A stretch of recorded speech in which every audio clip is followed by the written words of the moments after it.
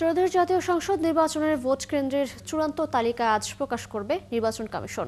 যদিও ইসির ঘোষিত রোডম্যাপ অনুযায়ী গত 20 অক্টোবরের মধ্যে ভোট কেন্দ্রের চূড়ান্ত তালিকা প্রকাশ করার কথা ছিল। এদিকে আগামী সংসদ নির্বাচন সুষ্ঠু, অংশগ্রহণমূলক ও নিরপেক্ষভাবে আয়োজনে 30 অক্টোবর সরকারের শীর্ষ কর্মকর্তাদের সঙ্গে বৈঠকে বসবে ইসি।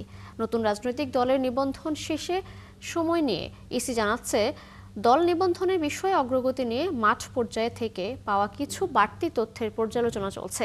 এই সপ্তাহের ভেতরে তা চূড়ান্ত করা হবে। এদিকে ডিসেম্বর মাসে ঘোষণা করা হবে জাতীয় সংসদ নির্বাচনের তফসিল। এই সরকারের শীর্ষ কর্মকর্তাদের সঙ্গে বৈঠকে বসতে যাচ্ছে কমিশন।